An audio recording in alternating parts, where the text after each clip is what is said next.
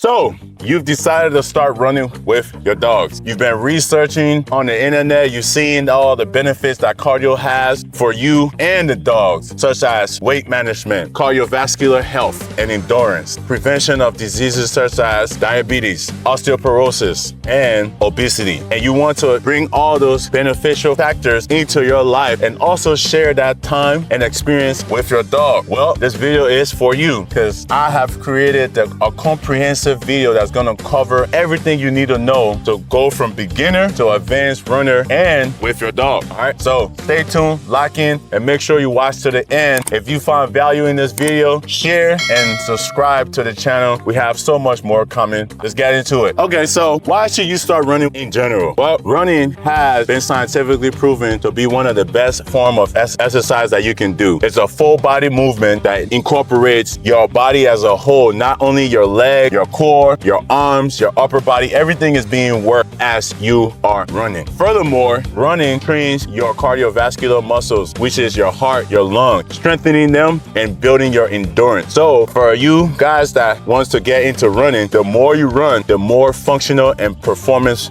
you become, right?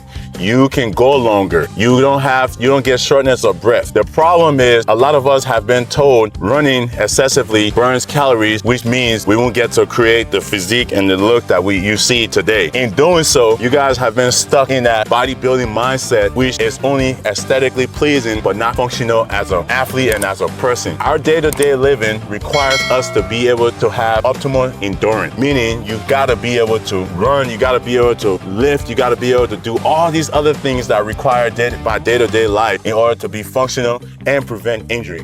One of the best exercises that you can do that will ensure your longevity and your endurance and your performance in every other aspect of your life, it's cardio. So as an avid runner myself, I highly recommend you implement some form of cardio into your daily routine to just make you well-rounded and increase your standard of living. Why should you listen to me? Well, whether you follow the channel or you're a new viewer, I'm guaranteed you've probably seen one of my videos of me and my dogs running. Those videos have generated almost 1 billion views at the time of date and single-handedly built my platforms through Facebook, Instagram, TikTok, and now YouTube. Now, I'm not saying running with your dog is going to make you social media influencers, but what it will do is create a higher, better standard of living and build your bond with you and the dog. But the main reason why you should listen to me is because I've been running for over 15 years now. My running career started in high school when I was competing and doing track and field and transitioned throughout my military career. Running in high school prepared me and gave me that endurance and the knowledge that I needed, so when I did move on and join the military, I wasn't starting from scratch. I actually showed up to basic training already knowing how to complete my 2 mile, which was phenomenal because my drill sergeant was they all loved me because I was already in shape and I could run. So going through my military career, having that knowledge of cardio-based exercise and also being an avid runner helped me thrive through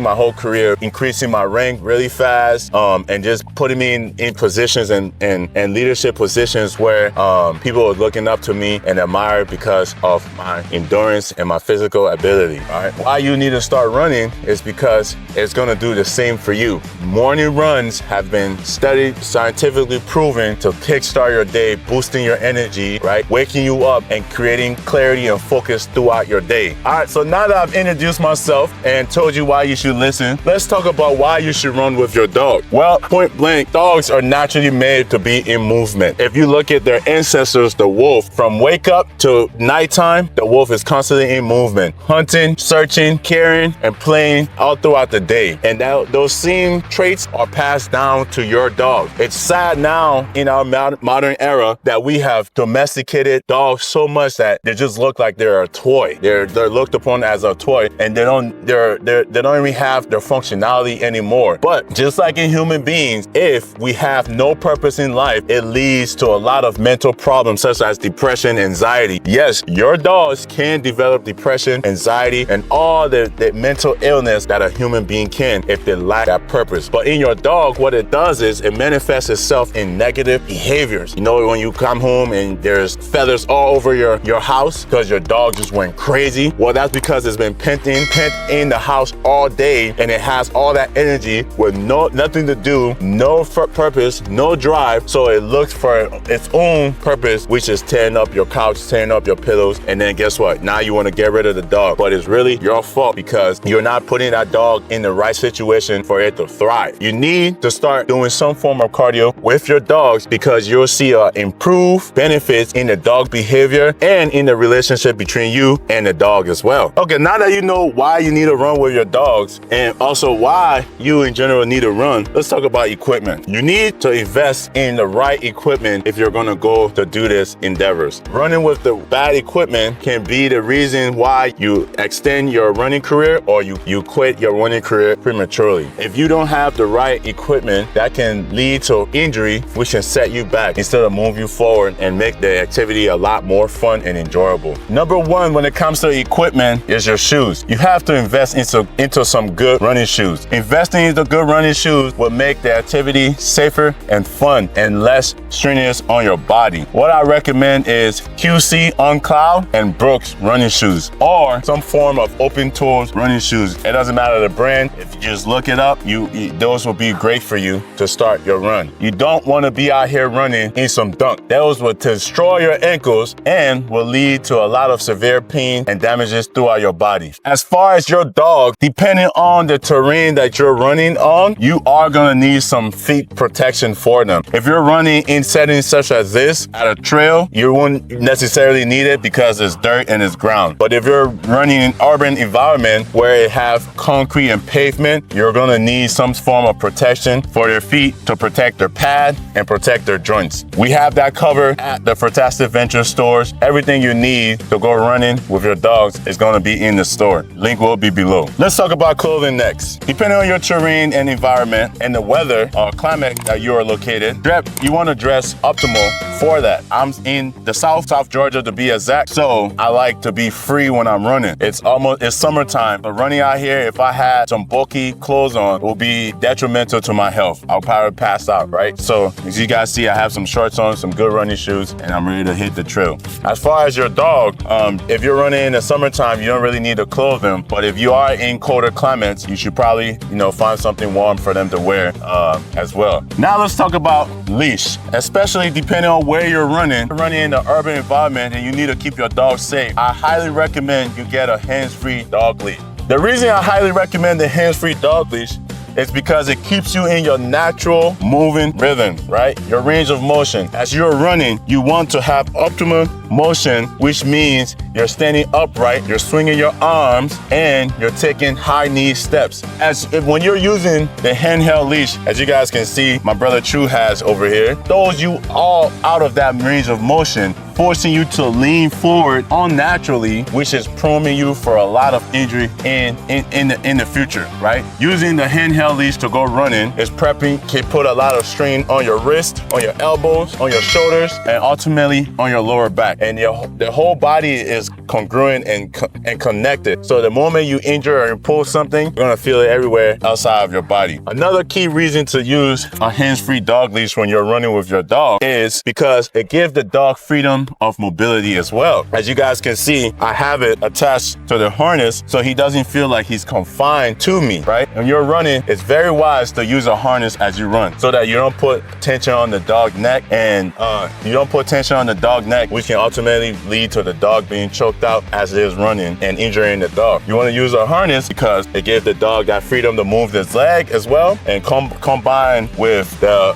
hands-free dog leash, the dog feels safe and comfortable in the running process, and you feel safe and comfortable in your running process, and it's optimal for your performance and makes the activity enjoyable. I recommend the Fantastic Ventures free flow leash system because it's the best one on the market so far, and it was been designed by myself to make all your running needs easier and fun. The next equipment I highly recommend is getting a form of harness. You want to get harness because when you're running with the dog, if you're using the collar, it's going to put a lot of tension on the dog neck, especially if you have an overly active dog that likes to take off. That dog you're going to be straining the neck, strangling the dog as you're running. When you get the harness, it distribute the resistance that's being pulled across the dog body and just makes it more safer for the dog. So I highly recommend you get a hands-free leash and a harness to facilitate the run with your dog. Okay, now that you know the benefits of doing cardio with your dogs and you have the right equipment, let's get into getting started running with your dog. First and foremost, you want to wait until your dog is anywhere from 9 to 18 months before you start running. The reason being is when you start running, it's going to start putting a lot of tension on the dog's joints and hips. And your dog is not going to fully develop the joints and hips, meaning it's not going to lock until they're about that year mark, depending on the breed. The rule of thumb here is to wait until at least 9 months to about 18 months, depending on the breeds, before you start actually running long distance with your dog. So what do you do in that time frame when the dog is getting ready? You start by going on walks. I know some of you guys are disappointed, but you can still start preparing while the dog is getting older. So what you want to do as your dog is aging and getting to the point where you can go and start doing these long runs is you want to start preparing the dog. Start by going on walks. Having the dog in the position of heel will get them used to you. Will get them used to that activity as you guys are building your bond. So they might not be able to go on long distance runs with you because due to their young age, but they can go on walk, and you can start building that communication with them and getting them used to just the act of doing that. All right, that's the first step. Number 2, you got to make the activity fun. Bring some treats. If you're training a dog, especially a puppy, to start running with you, it has to be a rewarding event for not just you but the dog as well. You want the dog to look forward to going out and running with you. How you do that is bringing a treat and rewarding the behaviors that you like and you see the dog display. When you train your dog the basic of sit, stay, come, and heel as you are running or walking and they're staying in that position that you like, start rewarding them. And that's going to start releasing that dopamine in their head to make them want to actually go and do this activity with you and look forward to it just as much as you. Okay, so you've started going on basic walks with your dog. You've taught it the basic of heel and the basic commands such as sit, stay, come. What's next? Before you start running, you want to do a health assessment of your dogs. Make sure they're in good enough shape to do those long runs. Some of you guys have overweight dogs. If that's the case, you want to slowly progress until the dog is in good shape, depending on how far you're running, to support that run. You also want to be mindful of the breed that you choose if you know you're going to be running with the dogs. Some breeds are not meant to be running. If you have a poodle, a miniature poodle, or a chihuahua, probably should stick to walking. Those breeds, short legs, is not optimal for you to be running out there. If you have a breed that support long distance running and cardio, then that makes sense. And you check the dog history, make sure their heart can support the long runs, and you're on your way to getting closer to running with your dogs. All right, so your dog is healthy, your dog is trained, and understand your commands when you go running. What's next? Should you go and start doing 4 or 5 miles because you see me and my dogs be doing 4 or 5 miles? Absolutely not. You want to start slow. Just like in everything you do, you want to build up the endurance to be able to achieve those higher level. If you and your dog are brand new to running together, start by doing intermittent sprints, meaning start by going on long walks and short distance sprints. So if you're going on a 1 mile walk, take 100 meters out of there and sprint. Get the dog used to moving as fast as it can next to you and just build up that repetition and build up that muscle memory. Don't just start off and go start doing a 5 miler or 6 milers, all right? Slow and steady is literally going to win the race when it comes to this, right? Because you want to be on the same page with your dog and you want to be healthy as well as you want your dog to be healthy. The whole point of being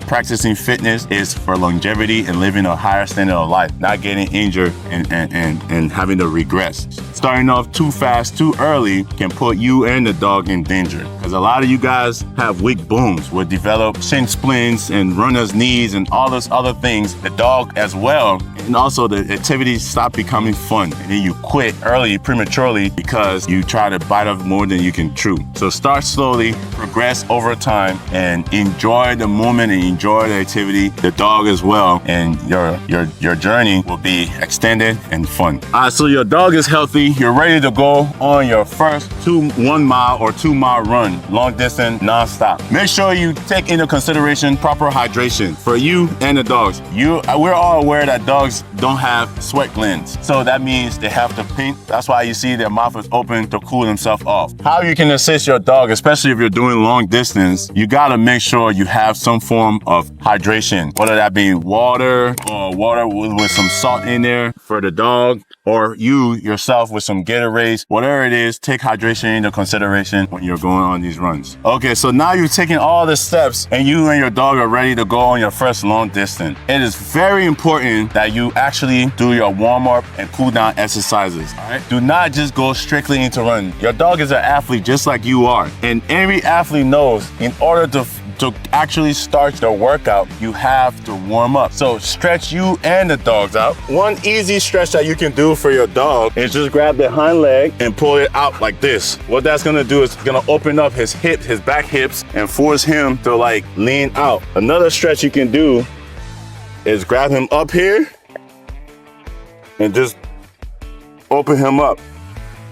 Like, you wouldn't go into no workout without stretching. Don't bring your dog into a long run without stretching as well. That can lead to a lot of injury in the future, all right? And this guy is already so used to running with me that naturally when we prep him to go, he actually comes and he does the stretches himself. But until you get to that level, you should be mindful of your dog stretching. Another cool down activity. Make sure when you guys are done, you give them time to cool their body temperature by having some hydration water in a nice shaded area, all right? And as you're doing the run, pay attention to your dog for signs of injury and fatigue. They'll let you know. They might want to keep going and keep pushing, especially if you are pushing it. They're going to want to stay with you and give it an all. But it's up to you as a responsible pet owner to know when your dog is fatigued, when he's stressed out.